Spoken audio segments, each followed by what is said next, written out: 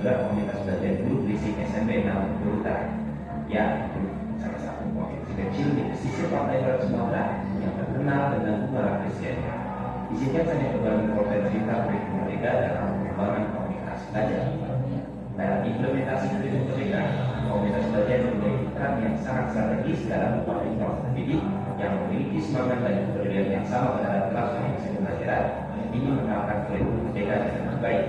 Pada dasarnya membangun komunitas mudah untuk menjaga agar semangat komunitas tetap menyala itu yang sulit, tapi melakukan 7 langkah pengembangan belajar dan semangat komunitas tetap menyala. Antaranya adalah pertama, sekolah dan penggerak komunitas melakukan analisis situasi pembelajaran secara. Kedua, bentuk tim penggerak komunitas belajar. Tiga, bentuk dan mengembangkan visi, misi, tujuan, komitmen dan value, serta yel komunitas belajar melalui fokus group discussion. 4. Menyusun bersama program jadwalan. 5. Implementasi program dan pelibatan pihak eksternal. 6. Refleksi dan evaluasi berkala. 7. Perbaikan berkelanjutan dan pembelajaran. Demikian, terima kasih. Assalamualaikum warahmatullahi wabarakatuh. Baik, kita tepuk tangan dulu untuk Pak Abdul Rauf. Yang kedua, ini adalah orang tua video terpilih Ibu Intan Hastiningrum. Mohon izin Pak Sofyan, bisa diputar videonya agar peserta juga bisa. Oke, silakan Bapak Ibu menyaksikan. Orang tua memiliki peran yang tak terhindarkan dalam mendukung proses pembelajaran di sekolah. Orang tua memainkan peran penting dalam membangun kepercayaan diri anak untuk menghadapi tantangan belajarnya. Lingkungan belajar yang positif di rumah adalah kunci untuk memaksimalkan pengalaman belajar anak. Orang tua dapat menciptakan atmosfer menyenangkan edukasi di mana anak merasa nyaman untuk bertanya, mencoba, dan mencintai. Dengan mendampingi anak belajar di rumah seperti berdoa bersama, membaca bersama, berhitung, bernyanyi, bercerita sambil bermain, orang tua dapat mengintegrasikan pembelajaran dalam kehidupan sehari-hari. Ya, sebagai orang tua, aku juga harus belajar supaya aku tetap bisa mendampingi anakku sesuai tahap perkembangannya. Semoga video ini dapat menginspirasi. Terima kasih.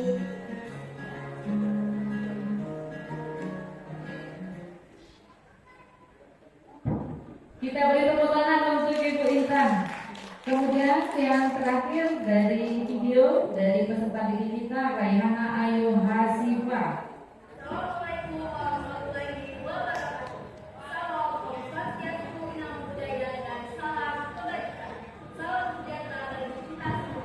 Mari kita sama-sama Ibu Muda dan History Origin and Passport Our Life with Aku. Perkenalkan, saya Raihana akan menjelaskan sisi dari mahasiswa FKI pada kesempatan kali ini saya akan menggunakan pola yang berbeda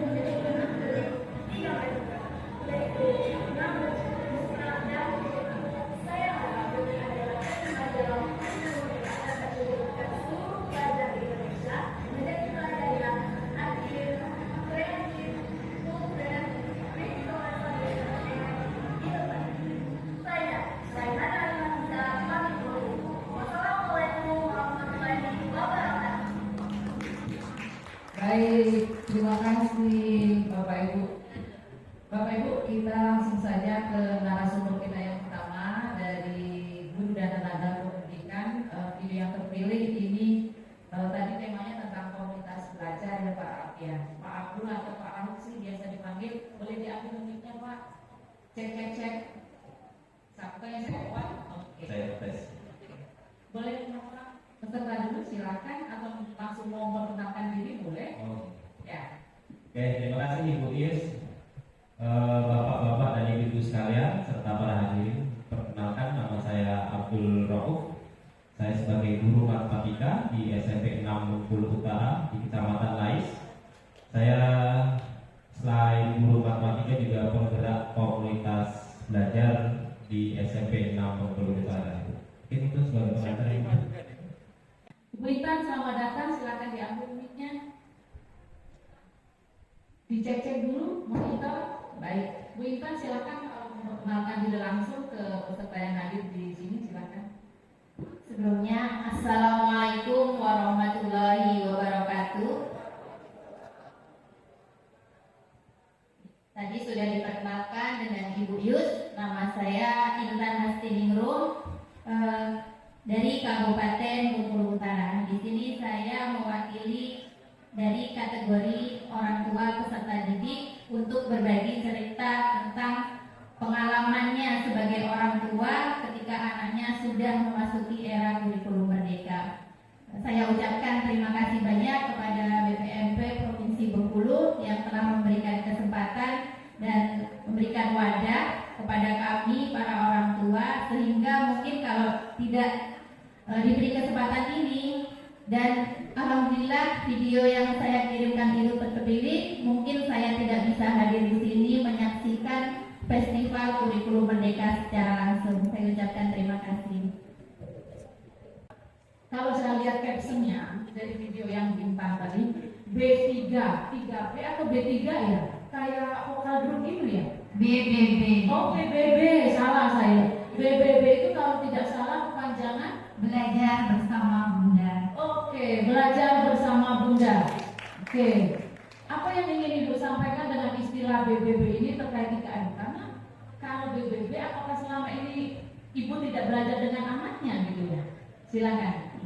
Baik, terima kasih Bu. Jadi saya mengambil judul dari video yang saya kirim itu BBB karena tujuannya pertama biar menarik dulu ya Bu, karena orang udah banyak BBB bukan tentang biasa, banyak lah. Jadi saya BBB ini belajar bersama Bunda. Nah, yang menginspirasi saya membuat video tersebut, yang pertama belajar bersama Bunda. Bunda itu ibu ya. Jadi ada yang kita sama-sama tahu bahwa ibu itu adalah madrasah pertama bagi anaknya. Ya, itu yang pertama. Kemudian sebagai ibu, di sini paling banyak waktunya di rumah.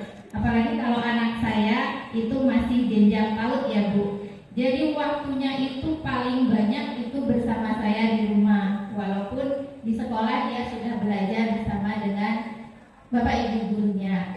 Bukan berarti belajar bersama Bunda, ayahnya sebagai orang tua tidak berpengaruh, tapi mungkin dengan versi yang lain. Tapi di sini di video tersebut saya mendampingi anak saya belajar, itu khususnya dengan saya dengan bundanya, dengan menciptakan gaya belajar yang menarik, yang membuat dia termotivasi, dia mau belajar dan menguatkan apa yang sudah dia dapatkan di sekolah bersama guru-gurunya. Itu ya, saya kunci menguatkan apa yang sudah didapat di sekolah. Oke, baik, nanti kita sambung lagi ya Bu Intan. Sekarang ke Adek, boleh diambil mic-nya? Oke, silakan. Dicek-cek dulu. Boleh mau berkenalan langsung, boleh tadi Ibu yang perkenalkan ya. Sebelumnya terima kasih kepada Ibu Yustia. Assalamualaikum warahmatullahi wabarakatuh. Perkenalkan, nama saya Rayhan Ayu Hafiza, siswi dari kelas 7 SMP Negeri 1 Bengkulu Selatan. Terima kasih kepada BPMP telah mengizinkan saya untuk menghadiri acara Telewicara di Festival Kurikulum Merdeka ini. Oke, terus Ibu ingin tanya, tadi kan di videonya mengangkat tentang P5. Sebenarnya kalau dari caption-captionnya itu yang tadi itu ada menggunakan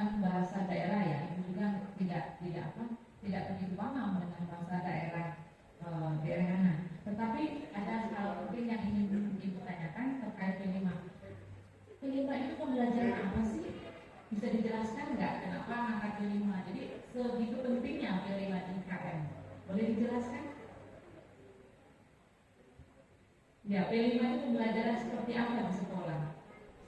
P5 itu pelajaran yang sangat asik, yang tidak hanya bukan secara lisan ataupun tertulis, namun juga dipraktekkan secara langsung. Oke, dipraktekkan, asli dipraktekkan secara langsung. Kalau dari istilahnya P5 ini apa? Panjangnya P5. Proyek penguatan profil pelajar Pancasila. Oke, proyek penguatan profil pelajar Pancasila. Jadi yang dipraktekkan langsung itu proyeknya. Jadi proyeknya, mohon maaf, itu nari tadi ya. Itu nari terus atau proyeknya berganti-ganti?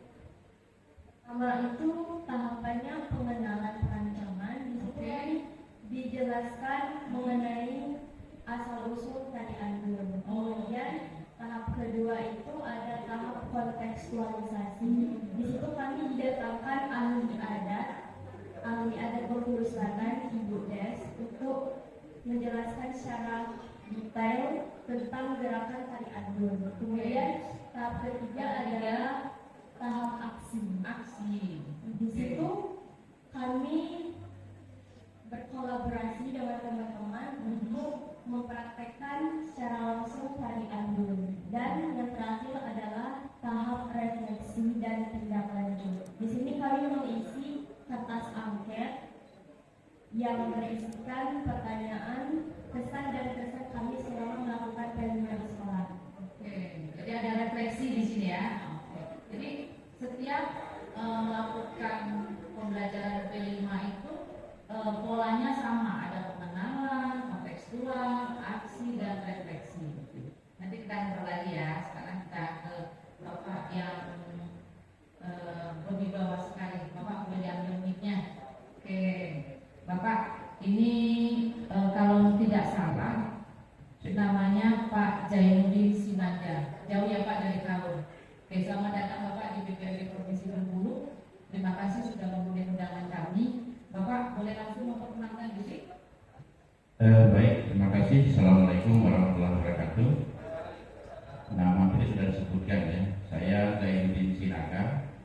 Saya itu orang Batak ya, yang lahir di mana, besar-besarnya di Kaur gitu ya. Jadi saya itu memiliki 3 budaya yang unik.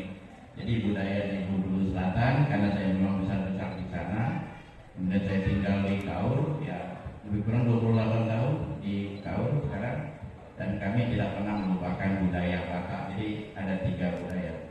3 budaya. Oke, ya. Jadi 3 budaya ini apa ya kaitannya, nilai apa kaitannya dengan IKM nanti Pak ya? Tapi nanti dulu jawabnya Pak. Kita dengar dulu dari pakarnya, ada guru kita. Oke, silakan Pak Abdul. Pak Abdul, tadi kan saya tahan jawabannya ya. Di IKM itu wajib, kayaknya wajib harus ada, tidak bisa enggak. Kenapa ketika IKM harus ada kombel? Kan kurikulum ini sudah, aku jadi guru sudah berapa tahun? Dulu sudah 9 tahun itu. 9. Ya. Mas, selama Bapak jadi guru, sudah berapa kali terjadi pergantian kurikulum? Baru K13 dari kurikulum merdeka itu saya. 2 kali. Ya. Di K13 dulu ada nggak kewajiban seluruh satuan pendidikan harus membentuk kombel? Kalau di K13 atau mungkin sebelum-sebelumnya ya, kombel itu mungkin sudah ada, cuma antar sekolah. Antar sekolah. Ya, MGP misalnya kan, atau KKG dan sejenisnya. Itu Jadi yang saya pahami. secara pribadi, secara profesional, apa sih artinya kombel antar sekolah dengan kombel yang ada di satuan pendidikan? Ya, bisa dijelaskan. Kalau manfaatnya jelas banyak ya, manfaat komunitas belajar mau yang di atas sekolah ataupun yang di dalam sekolah gitu. Nah, kalau manfaat jelas untuk pengembangan kompetensi diri kita, jelas itu satu. Yang kedua juga bisa meningkatkan kualitas pembelajaran. Iya.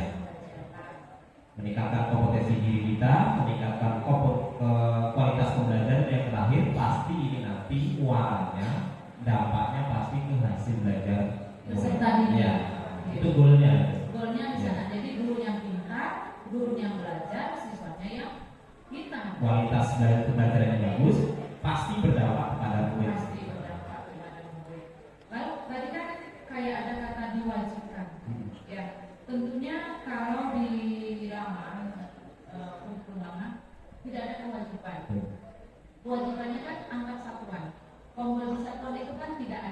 ada ya, belum ada. Sulit nggak Pak Abdul membangunkan yang tertidur lama karena belum punya jalan setapak terkait komunitas belajar di satuan pendidikan ini.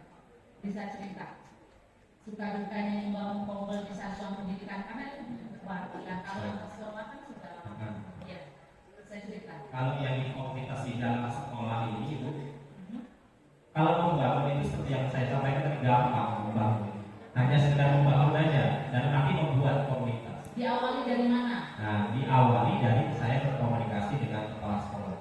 Tapi ya itu asal-asal ngomong mudah. Tapi yang susah itu adalah mengembangkan dan juga keberlanjutan dari kompol ini mau dibawa kemana, itu yang susah.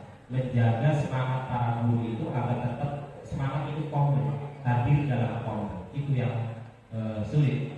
Jelas Sulit menjaga semangat Iya. guru ya. Karena kalau bapak sendiri yang semangat sama kepala sekolah yang semangat kan saya nggak akan jalan.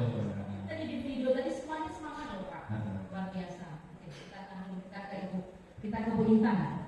Bu Intan, jadi ada dua hal yang kita lihat dari video itu. Yang pertama mengisyaratkan begitu pentingnya peran orang tua yang mendampingi putra putrinya di masa PAUD, usia PAUD. Usia PAUD itu kan 0 sampai 8 tahun ya. Kira-kira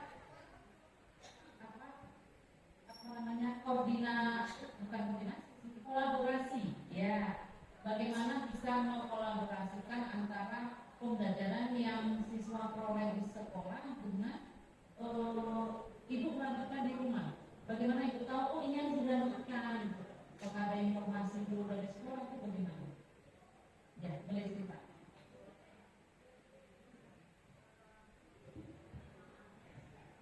Ya Bu, jadi saya rasa sebenarnya sebagai orang tua itu bukan hanya untuk jenjang PAUD saja ya Bu ya. Kebetulan saya punya 2 orang anak yang sedang sekolah, yang satu itu kakaknya SD.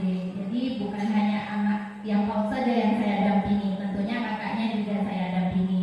Tadi saya sebutkan bahwa peran orang tua itu menguatkan apa pembelajaran yang sudah mereka dapatkan di sekolah. Dengan cara bagaimana kita sekarang itu Bu, yang saya rasakan selama menjalani kurikulum Merdeka itu interaksi antara para guru di sekolah dengan orang tua itu semakin intens. Mungkin itulah yang menjadi keutamaan kurikulum Merdeka itu. Jadi dari misalnya dari guru-guru itu membuat seperti grup wali murid gitu. Kemudian selalu aktif melaporkan kegiatan anaknya di sekolah kepada orang tua sehingga orang tua bisa memantau. Kemudian saya sebagai orang tua juga harus sering-sering menanyakan ketika ada kesempatan untuk berkomunikasi dengan guru-gurunya, saya tanyakan perkembangan anak saya. Kalau untuk apa yang sudah dia dapatkan di sekolah itu saya bisa mengecek ya, mungkin kalau untuk anak saya yang PAUD buku belajarnya kebetulan dia belajar di PAUD Pondok Pesantren Al-Um, jadi mungkin buku kendali Iqra-nya itu saya lihat. Kemudian laporan dari gurunya itu saya gunakan sebagai dasar untuk mendampingi dia belajar di rumah. Dengan mengulang kembali mungkin apa yang sudah dia dapatkan di sekolah itu dia semakin kuat gitu. Jadi semakin siap ketika besok harus belajar lagi di sekolah. Awalnya mungkin anak saya yang masih malu-malu, kurang percaya diri, besoknya dia karena tadi udah belajar sama bunda di rumah, pas sekolah dia berani ngomong sama ibu-gurunya. Ibu, saya sudah bisa seperti itu. Itu laporan dari guru-gurunya. Jadi secara emosi menguatkan ya, Iya. menguatkan dan membantu seluruh tugas serta perkembangan anak. Iya. Terima kasih. Terus ini, tadi kan pakai pola pengenalan, kontekstual ya, kemudian aksi, refleksi gitu. Kemudian pengenalan itu yang dikenalkan apanya Bu terkait pembelajaran kelima ini? Yang digunakan apa? sejarah asal usul tadi. Oke, karena tadinya tadi tahun 1913 ungkapan sekali ya. Oke, kemudian setelah mendapat informasi dikenalkan, seandainya ada teman-temannya yang belum paham, karena kan sama sekali itu ya. Apa yang dilakukan dulu? Misalnya, sudah pengenalan, pasti dipraktekkan supaya informasinya lebih kuat. Gitu. Baik, kemudian refleksi. Biasanya refleksi itu seperti apa sih? Kalau di sekolah kami mengisi kertas angket, itu biasanya berisi pesan-pesan, pertanyaan pesan dari pesan kami ketika sudah melaksanakan kegiatan kami. Oke, jadi dulu ketika belum IKM pernah nggak dilakukan refleksi, dikasih pertanyaan, pesan-pesan gitu. Misalnya Ibu sama Riana harus belajar berhitung, kemudian Ibu bertanya bagaimana pesan Riana seperti itu ya. Ya, kalau di kurikulum dulu pernah nggak ditanya seperti itu? Belum. Oke. Baik, terima kasih Pak Supama. Kita minta pendapat Pak Supama. Boleh Bapak Ibu yang lain? Tidak ada Pak Supama. Tapi kalau dibalik mentoknya ke beliau karena pakar. Oke, Pak Supama. Tadi ini kan dari P5-nya Anda kita, Rehana Ayu Hasifah, ya. Ketika implementasi P5 di satuan pendidikan itu menggunakan pola apa? Tadi disampaikan pengenalan, kontekstual, aksi, dan refleksi. Nah, ini sejenis metode atau seperti apa Pak? Ataukah hanya ada satu pola ini?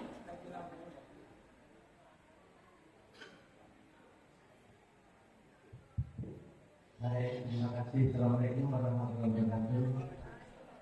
Terima kasih Mbak Lucia atas waktunya. Terima kasih Bapak Ibu T dan Pak Zainuddin Sinaga. P5 sesuai dengan namanya proyek penguatan profil pelajar Pancasila. Ini dilaksanakan melalui kegiatan proyek. Jadi pembelajarannya berbasis proyek. Ya. Nah, dasarnya Bapak Ibu mungkin kalau di kelasnya sudah sering menggunakan model proyek dalam pembelajaran, tidak jauh beda. Ya.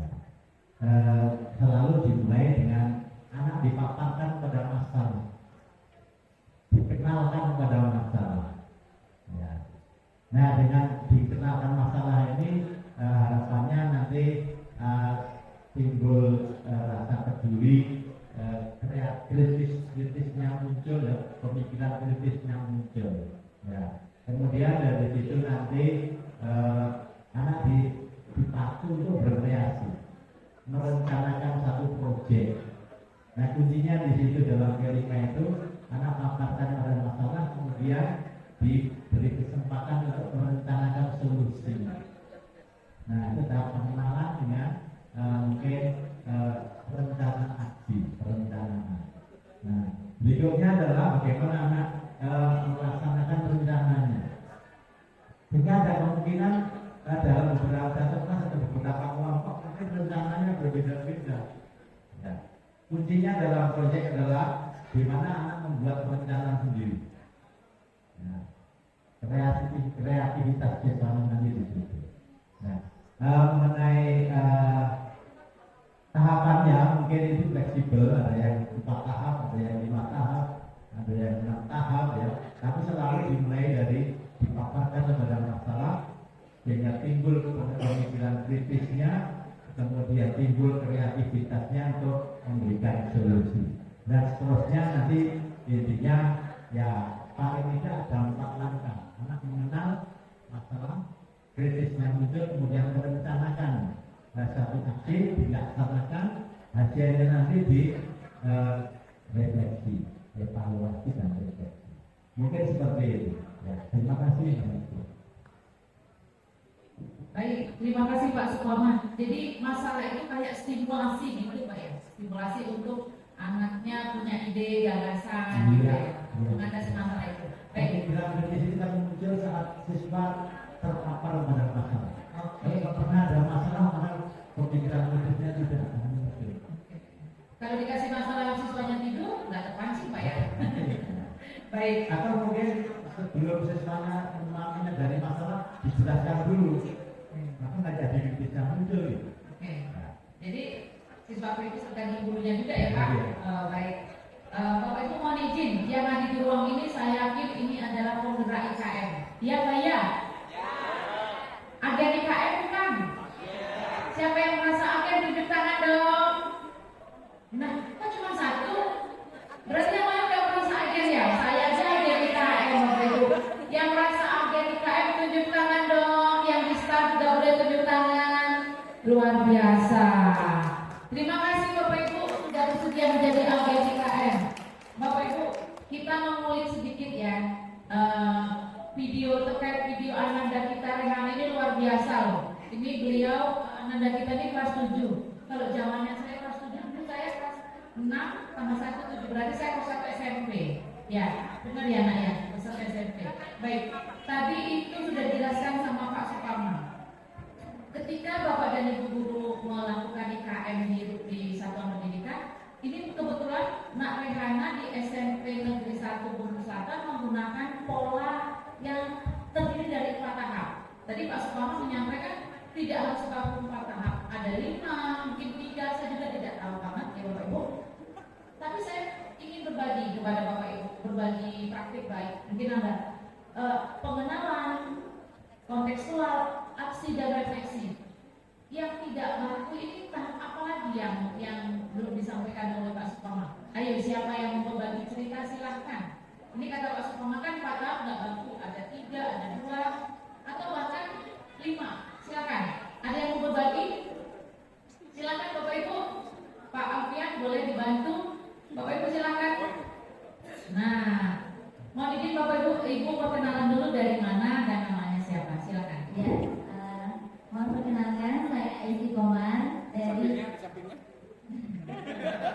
dari guru dari SMP Negeri 1 Bengkulu Selatan. Kebetulan pembimbing atau gurunya dari Raihana Ayu Hafizah. Kebenaran Bapak Ibu untuk ibu gurunya Raihana. Jadi anak yang hebat itu dilahirkan dari ibu guru yang luar biasa. Tepuk tangan. Oke, silakan Ibu. Ya, di sini tahap mungkin yang bisa ditambahkan yaitu selanjutnya ada tahap tindak lanjut. Nah, sedikit bercerita dari tahap-tahap tersebut, dari 4 tahap itu kami mayoritas setiap proyek menggunakan 4 tahap itu. Nah, mulai dari tahap pengenalan, dikenalkan terlebih dahulu dari diawali dari masalah benar yang dipaparkan oleh Pak Suparman dari masalah di sini kenapa kami mengangkat tari andun karena fakta di lapangan saat ini itu bujang gadis di Bengkulu Selatan itu enggan mempraktekkan tari andun itu sendiri, jadi dirasa hampir punah. Nah, selain itu juga tentang mungkin semua anak itu nggak akan suka menari, tapi di sini kita perlu tahu juga sejarah asal usulnya. Apa sih makna dari tari andun itu sendiri? Bagaimana awalnya? Nah, itu perlu diketahui juga. Nah, di sini saya melakukan sampel beberapa anak ditanya, apa itu tari andun? Nggak tahu Bu. Jadi dari suatu masalah terlebih dahulu kami mengangkat proyek dari tari andun ini. Jadi nggak asal nyomot saja gitu ya Bu ya. Nah, disitulah kami mengangkat P5, judulnya di sini tari andun, temanya kearifan lokal. Nah, di sini kami kenalkan terlebih dahulu apa itu kearifan lokal yang ada di Bengkulu Selatan dan berbagai macamnya ya. Karena nggak hanya tari andun saja. Nah, di sini kami memilih yang tari andun budaya Bengkulu Selatannya. Di sini kami lanjutkan dengan tahap yang kedua. Di situ ada kontekstualisasi. Di sini siswa juga merencanakan aksinya untuk di tahap aksi. Selain itu kami juga mendatangkan tokoh adat. Nah, tokoh adat di sini untuk memperkuat. Jadi memperkuat kami namanya dulu ya Bu ya.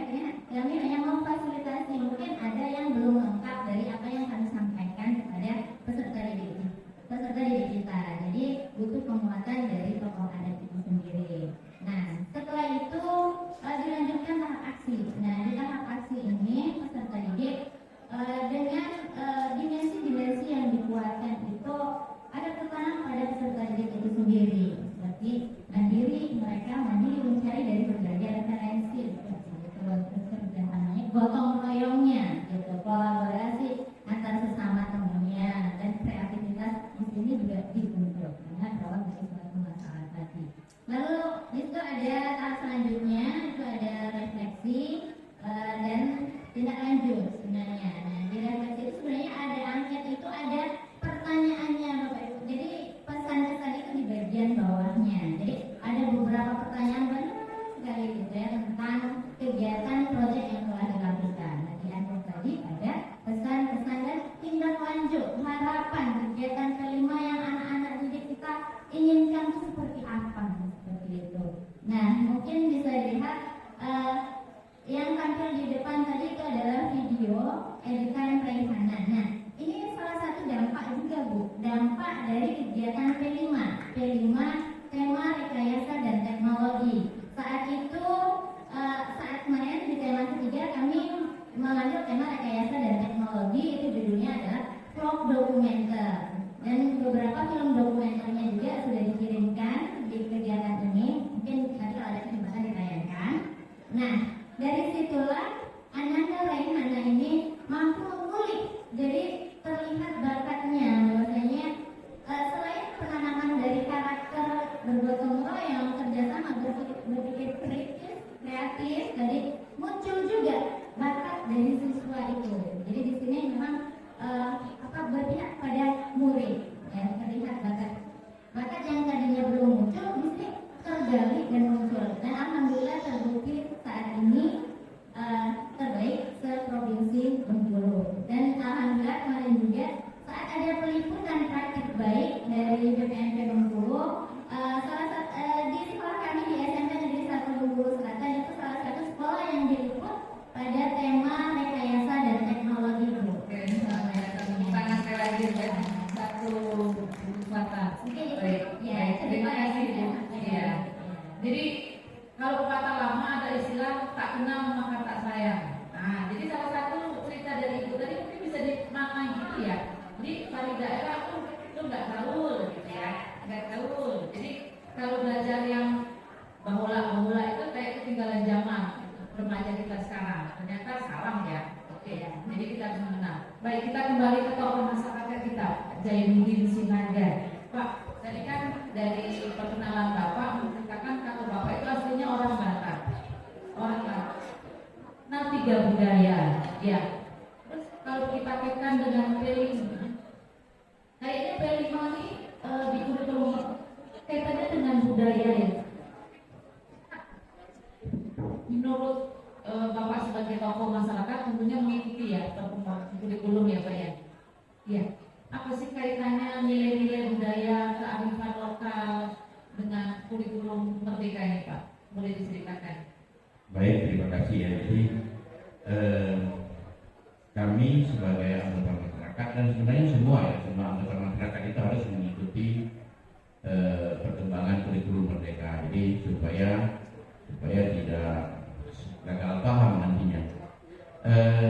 Seiring waktu kami mengikuti perkembangan kurikulum ini, hal yang paling unik, hal yang paling membedakan yang kami lihat daripada kurikulum sebelumnya itu adalah di P5-nya ini. Jadi ini sangat berbeda maksudnya dengan kurikulum sebelumnya.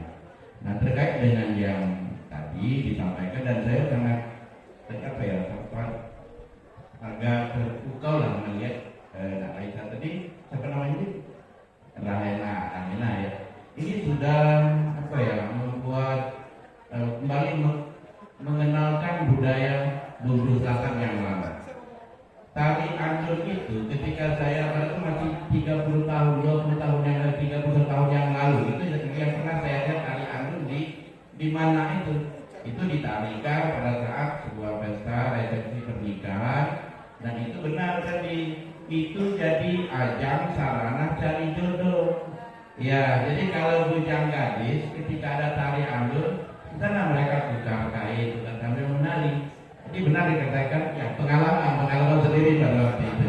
Nah terkait dengan ini, tadi ada kearifan lokalnya ya, kearifan lokalnya. Makanya di Kurma ini kita katakan di P5, terutama di kearifan lokal itu bisa memunculkan kembali budaya-budaya daerah itu yang sempat punah, kata ibu gurunya tadi ya. Sudah hampir punah dan benar-benar akan punah kalau tidak kita gali kembali, kalau tidak kita kembali budaya-budaya itu akan punah. Maka P5 terutama tadi temanya kearifan lokal ya, kearifan lokal ini yang bisa mengangkat kembali budaya-budaya daerah itu yang sempat atau hampir atau bahkan akan punah gitu. Hampir akan punah. Iya begitu. Ngeri juga ya Pak, kalau hampir akan punah. Ya. Untung ada anak Rehana, semoga banyak Rehana yang lain. Iya, nah itu berharap akan ada Rehana yang lain. Iya, Rehana yang lain lagi Bapak Ibu dalam rangka mengangkat nilai-nilai budaya kearifan lokal. Benar. Nah, Bapak Ibu tadi oleh salah satu tokoh dari kaum luar biasa, beliau kayaknya kurikulum. Ya, jadi yang berbeda di IKM dengan kurikulum lama itu adalah salah satu rohnya. Boleh kalau saya pakai istilah roh Pak? Iya, boleh. Rohnya itu di P5 itu ya. Oke, rohnya itu ada di P5. Iya. Di karakter ini. Iya. Oke, baik. Bapak Ibu yang ada di sini, kan keunikan rohnya itu ada di P5. Ya, tentu karakter yang ingin dikatakan kepada putra putri kita itu tidak saja karakter kearifan lokal. Dia harus mengenal nilai-nilai budaya di mana anak itu dan berkembang gitu. Selain itu, menurut Bapak Ibu dari 5 dimensi yang ingin dikuatkan melalui IKM ini apa? Karakter apa lagi selain karakter yang tadi? Silakan. Oke, silakan Bapak, boleh kenalan dulu. Baik, terima kasih Bu atas kesempatannya. Nama saya Dede Suludin, saya di Kabupaten Kaur.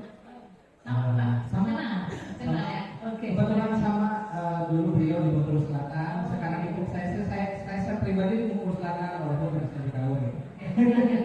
Karakter apa yang mau disampaikan di P5 ini? Baik, ada beberapa karakter sama seperti halnya P5 proyek penguatan profil yang perlu dikuatkan terhadap tadi.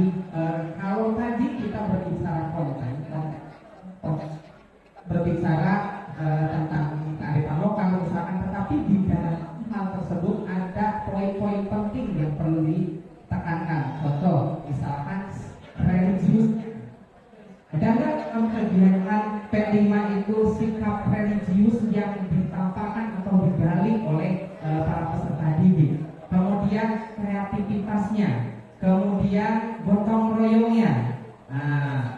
Jadi hal-hal tersebut itu menurut saya menjadi salah satu item terpenting selain jadi kalau misalkan kita berbicara tentang kearifan lokal, tari andur, kalau misalkan tari andur itu merupakan satu alat untuk membangun karakter-karakter tadi.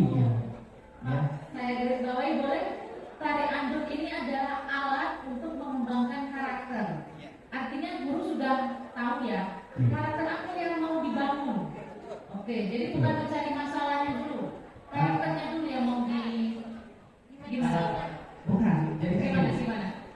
Masalah itu pertama, masalah itu ada supaya karakter-karakter tersebut muncul dan masalah dengan karakter-karakter tadi yang dimunculkan, masalah yang ada mampu dipecahkan.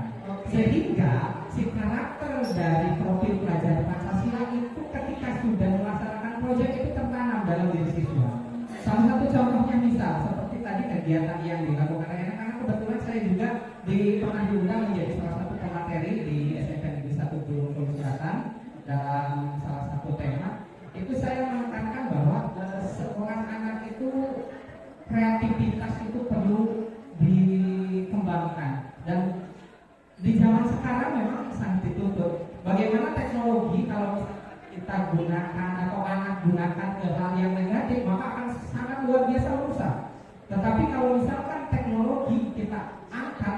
hal yang positif, maka akan sangat membantu. Contoh dalam pembuatan konten positif, kalaulah anak-anak sudah mulai sadar akan berbagi hal-hal positif di media sosial, mungkin konten positif itu akan merajai.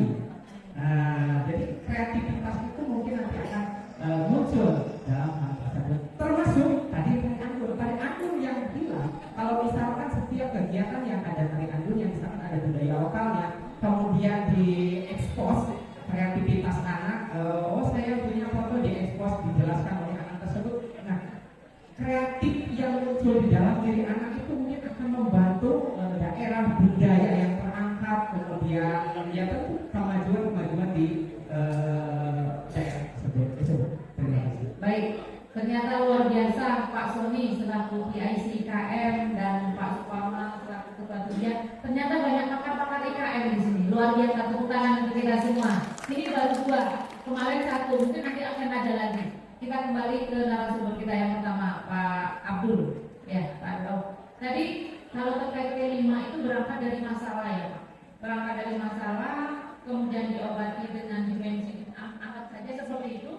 Nah, masalah itu bisa melekatkan karakter-karakter. Kalau kita kaitkan dengan komunitas belajar, aktivitas di Kombel itu berangkat dari mana Pak kira-kira? Misalnya minggu ini mau belajar aktivitas apa, seperti apa? Bisa diceritakan? Kalau aktivitas yang ada di Kombel itu kan memang kita susun sebelum kita mulai ya, dengan jualannya kan. Itu berangkat dari mana? Yang jelas berangkat dari keresahan para guru-guru. Terus guru itu resah terkait dengan pembelajaran ya, maksudnya ya. Guru itu resahnya di bagian mana? Nah, supaya keresahan itu nanti dibahas di Kombel, diselesaikan di situ, baru dipraktekkan di dalam pembelajaran guru masing-masing. Nah, contohnya yang P5 tadi misalnya.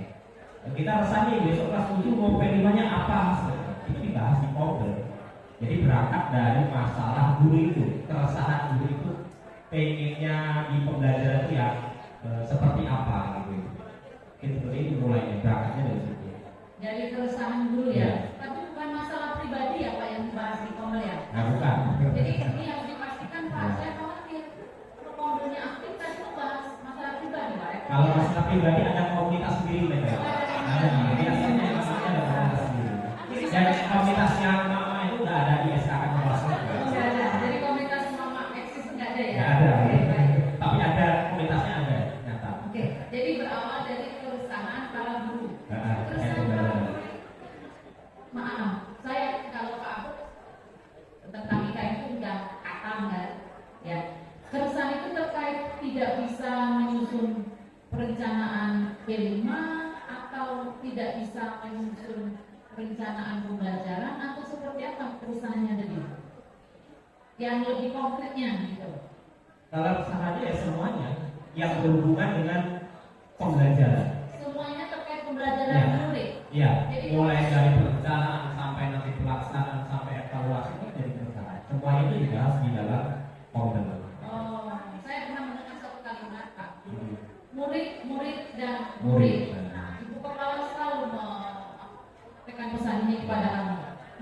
Murid dan murid. Jadi mungkinkah kegelisahan itu berasal dari sana? Padahal sehingga Kombel ini kan gini, semua orang mungkin bisa membangun satu rumah gitu, menanam satu pohon. Tetapi bagaimana caranya pohon ini bisa tumbuh bentuk subur itu kan harus dikasih pupuk. Nah, mungkinkah pupuknya ini dari masalah-masalah yang Pak sampaikan tadi? Betul. Oke. Jadi memang ya kayak kita mau nanam apa gitu kan. Nah, kita pasti bukunya kualitasnya bagus gitu kan. Kualitasnya bagus. Sama dengan murid ketika belajar kita mau murid itu kualitasnya bagus. Maka treatment apa yang akan kita berikan kepada murid kita bahas di Kombel. Oke, jadi treatment yang mau disampaikan harus clear dulu di Kombelnya ya. Iya, betul. Jadi nggak boleh kalau misalnya saya sebagai guru di tempatnya Pak Rao, saya nggak bisa menyusun modul ajar. Saya mengeluh sendiri, saya curhat di medsos itu nggak boleh ya. Ya. Nggak boleh ya. Nggak boleh. Curhatnya di dalam Kombel. Oh, curhat di dalam Kombel. Betul. Karena di situ nanti kan banyak guru-guru ya. Pasti banyak guru yang punya pendapat lain atau mungkin punya praktek baik yang lain yang bisa ditularkan kepada kawan-kawan terkait keresahan dia. Oke, baik. Kira-kira Pak, apa yang Pak Ruh sampaikan sama nggak terjadi di model wisata pendidikan lain? Sama nggak kira-kira? Saya nggak tahu ya kalau komunitas pendidikan yang lain.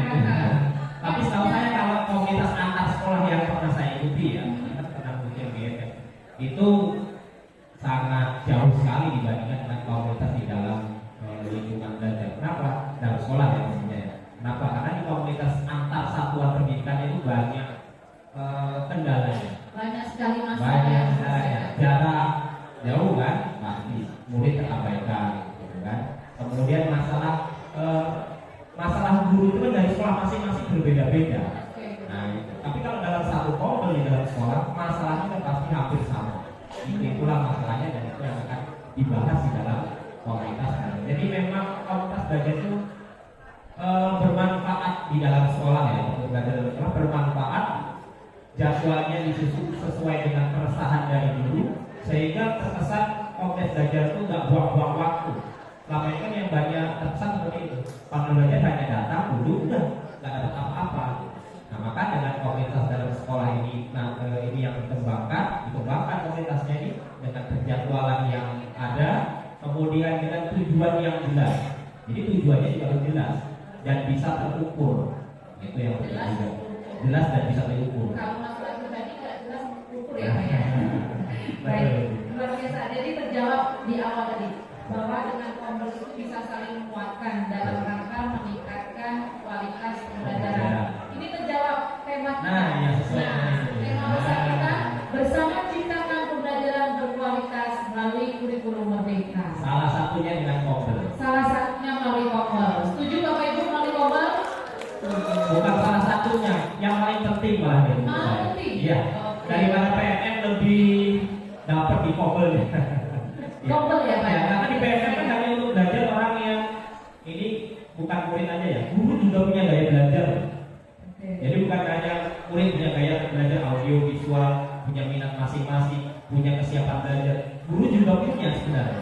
Jadi yang belajar PNM itu hanya guru yang gaya belajarnya cenderung audio visual maksudnya, atau yang minatnya lebih ke teknologi. Maka bisa dilihat kalau PNM itu yang diselesaikan itu guru-guru yang muda, karena dia mulai teknologi, sedang dengan teknologi. Tapi yang guru tua gimana? Nah, maka bukan hanya murid yang perlu diferensiasikan, guru juga perlu, dan itu dilakukan di dalam komunitas belajar. Oke. Terima kasih Pak Romo. Sekarang kita ke orang tua murid, luar biasa ini. Mohon maaf ya, ditinggal agak lama. Baik, Ibu, di tengah-tengah kita ini ada salah satu pakar yang membidangi PAUD, Kabid PAUD dari Bengkulu Tengah. Bu Jano, selamat sore. Oke. Ibu, tadi kan Ibu menyatakan bahwa bagaimana fungsi orang tua itu bisa meneruskan pembelajaran yang sudah diberikan oleh guru di sekolah. Nah, kalau seandainya orang tua di luar sana tidak memiliki pemahaman yang sama dengan Bu Intan, seperti apa kira-kira?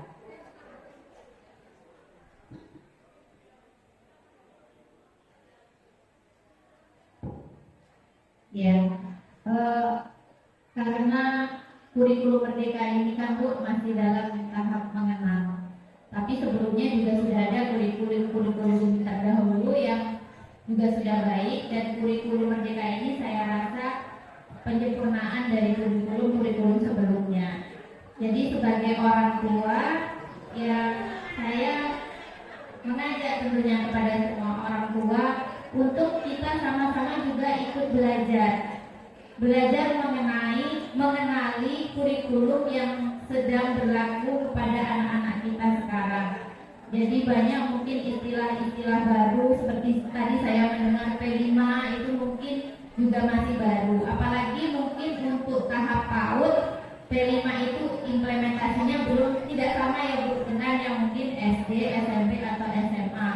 Jadi sebagai orang tua ya itu tadi harus mau belajar, bertanya, kemudian sesuai dengan perkembangan zaman, jangan terlalu gaptek. Walaupun kita susah untuk mengimbangi anak-anak model zaman sekarang yang cepat sekali menyesuaikan diri dengan teknologi.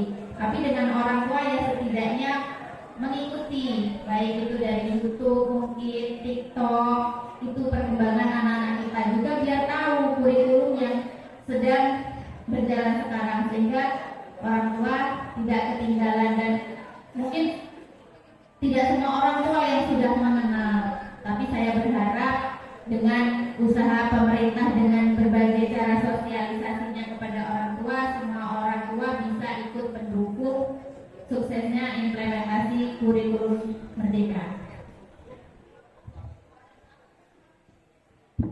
Baik, terima kasih Bu. Kita tanya dulu ke Bu Kabit.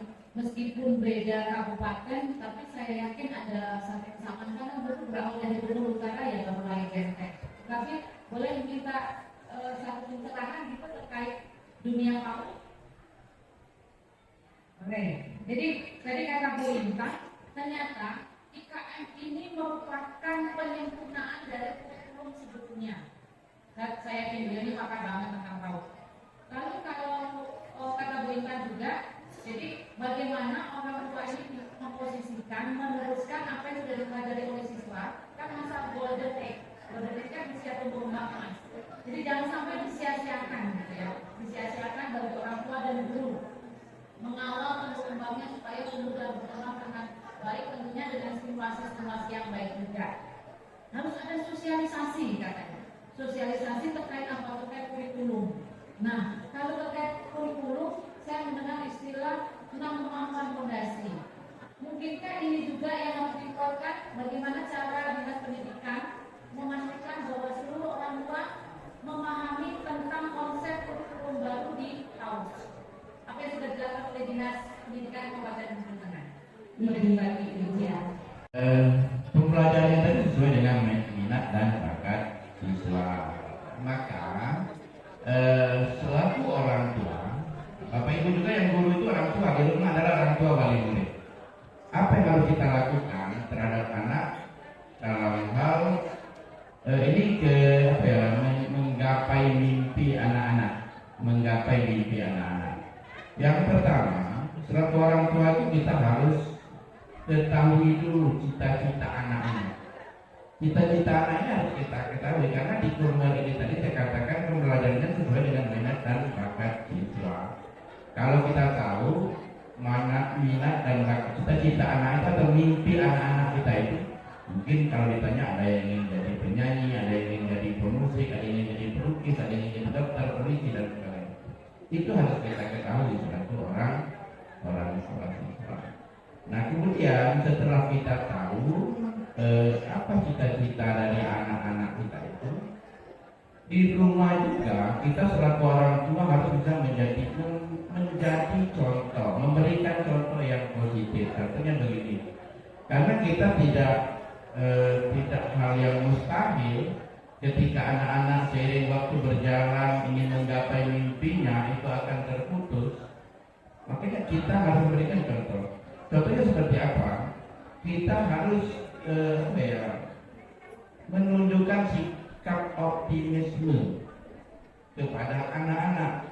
Saya katakan begini, ada pekerjaan-pekerjaan di rumah, pekerjaan orang tua di rumah yang dikerjakan orang tua.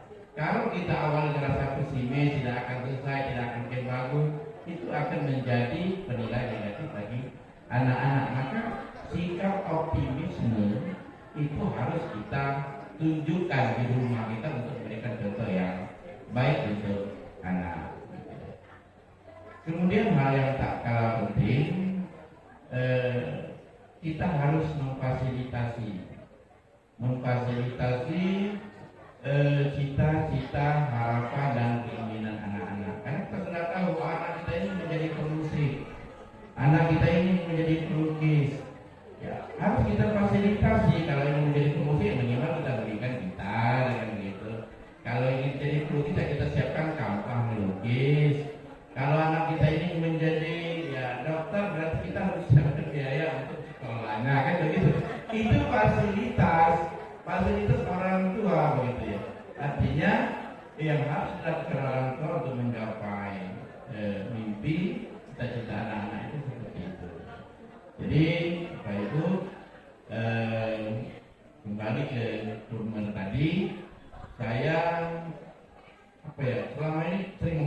itu membaca.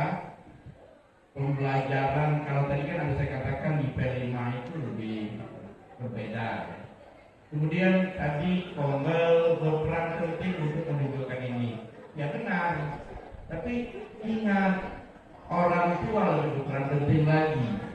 Jadi iya, seseorang tua itu lebih berperan penting lagi. Kolaborasi. Jadi ini yang harus kita jaga ya. Kolaborasi antara orang tua dan sekolah.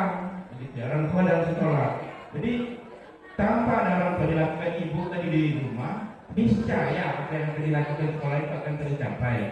Niscaya akan sulit begitu ya. Kalau kemungkinan tercapai mungkin. Tetapi akan ketika dikolaborasi didukung oleh orang tua seperti dicontohkan ibu tadi, apa yang menjadi harapan dari sekolah untuk mencapai tujuan pembelajaran itu akan mudah tercapai. Jadi Kombel bagus untuk menunjukkan apa ya, untuk mencapai pendidikan berkualitas, tapi kolaborasi orang tua dan sekolah itu yang lebih penting lagi. Dukungan dari orang tua juga harus lebih penting lagi. Demikian itu, terima kasih. Jadi kolaborasi yang tadi belum disampaikan Intan sedikit tentang kolaborasi ya Pak. Jadi tanpa kolaborasi itu nggak mungkin bersama ciptakan pembelajaran berkualitas. Nah, sekali, iya. Jadi bersama di sana itu ada unsur kolaborasinya ya. Oke. Bapak ke depan terkait komunitas belajar dalam mengawal IKA itu seperti apa? Harapan Bapak sebagai seorang guru. Harapan saya sebagai seorang guru terkait IKM dan posisi Kombel gitu ya. Harapannya bagi bapak-bapak, ibu-ibu guru, terutama kepala sekolah. Kepala sekolah tolong wajibkan sekolah itu bikin komunitas belajar dalam sekolah. Saya yakin ibu bapak kepala sekolah sudah tahu mana yang bisa menggerakkan komunitas sekolah. Pilih orangnya, tentukan SK-nya, bikin visi misi dari komunitas belajar yang bisa membantu menggolkan visi misi sekolah. Nah, bikin visi misi yang sejalan dengan visi misi sekolah, dan juga tujuan komunitas itu harus jelas dan terukur ya, seperti apa bisa didiskusikan. Buat juga komitmen bersama, kemudian lakukan itu, lanjutkan dari komunitas belajar, lakukan refleksi dan diulang-ulang terus, lakukan tindak lanjut agar komunitas belajar itu tetap menyala. Dan insya Allah kalau komunitas belajarnya itu jalan ya, IKM ini akan sukses itu Bapak. Tetapi kalau hanya memanfaatkan guru bergerak seorang, nggak akan sukses. Tapi yang bisa dilakukan adalah menggerakkan komunitas di dalam sekolah, buat komunitas itu gimana biar hidup, biar nggak bosan, biar nggak terkesan buang-buang waktu. Dan terakhir mungkin yang paling penting adalah benar kata para narasumber, para peserta tadi, bahwa kolaborasi seluruh ekosistem sekolah. Jadi kalau komunitas belajar itu kan hanya kolaborasi antar guru, karena kita yakin guru itu banyak gapnya. Nah, cara meminimalisir gapnya itu adalah dengan komunitas belajar. Tapi tak cukup dengan komunitas belajar. Kalau gurunya udah saling kolaborasi, sekarang kolaborasinya ke seluruh ekosistem. Orang tua, masyarakat, bahkan murid. Ajak orang tua, masyarakat, dan murid untuk menyusun program sekolah. Dengarkan suara mereka, dengarkan pendapat mereka, ajak di Bima SD sama-sama, ajak bikin program P5, ajak murid, ajak guru, ajak masyarakat untuk memberikan masukan, kritikan, dan itu bisa menjadi program-program bersama agar timbul rasa kepemilikan terhadap sekolah, rasa kepemilikan terhadap program sekolah itu. Jadi kalau udah merasa milik sendiri, guru gak akan bingung-bingung lagi, murid pasti akan lebih aktif dan lebih merdeka dalam pembelajarannya. Itu Ibu. Oke, luar biasa. Apa yang disampaikan saya lihat saking luar biasanya. Tapi yang bisa saya garis bawahi ada satu banyak nasihat ya, kata-kata bijak di kebijakan Merdeka Belajar itu tergerak, bergerak, dan menggerakkan. Tadi sudah Pak Abdul sampaikan semua. Bagaimana seorang kepala sekolah punya juga tergerak. Ini dari mana? Setidaknya ada inisiasi. Ya, ada inisiasi membangun Kombel. Kemudian kalau sudah tergerak, bagaimana harus menggerakkan? Tidak hanya cukup tergerak, bisa terus menggerakkan. Benar ya, istilah tergerak, bergerak, dan menggerakkan.